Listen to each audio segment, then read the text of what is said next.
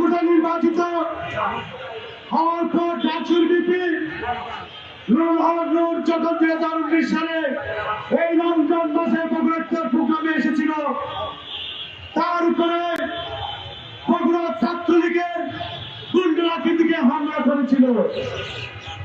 আজকে ছাত্রলীগ নিষিদ্ধ হয়েছে, গণ অধিকার পরিষদ, যুব অধিকার পরিষদ এই রাজপথে বগুড়ার ঐতিহাসিক স্বাধীনতায় ইফতার প্রোগ্রাম করেছে। যারা সন্ত্রাসী কার্যক্রম করবেন, যারা এদেশের জনগণের সাথে বেমানি করবেন, তারা হারিয়ে যাবেন। আর যারা মানুষের জন্য কাজ করবেন, তাদেরকে এই দেশের জনগণ সাদরে গ্রহণ করবে। 2018 সালে 111 সময় বগুড়া নির্বাচন দেখেছেন। 2009 থেকে 2024 সালে আওয়ামী লীগের ভোট চুরের নির্বাচন দেখেছেন। আমরা 5 আগস্ট ছাত্র জনতার গণঅভ্যুত্থানের মাধ্যমে যে সরকার পেয়েছি, তাদের মাধ্যমে আমরা ওই ধরনের নির্বাচন আর আশা করি না।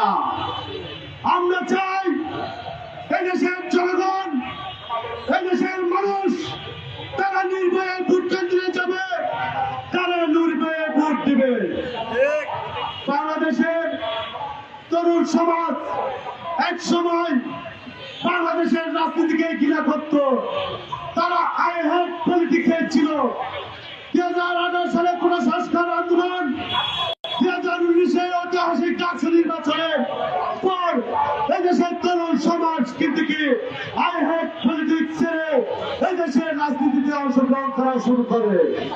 2024 আপনারা সেই আওয়ামী লীগ সরকারের গণঅভ্যুত্থানের আপনারা তরুণ সমাজের জাগরণ দেখেছেন। 2024 হবে, 2024 মাধ্যমে 2025 হবে তরুণদের বাংলাদেশ। আমরা গণ অধিকার পরিষদ কেমন বাংলাদেশ চাই, সেটা কিন্তু আমরা 2021 সালে ঐতিহাসিক 26 অক্টোবর যখন দল ঘোষণা করেছি, সেখানে 21 দফা তুলে ধরেছিলাম। এখন যারা সংস্কার কমিটি করছেন, সংস্কার কমিটিতে প্রস্তাব দিয়েছেন, একজন দুবারে প্রধানমন্ত্রী থাকতে পারবেন না।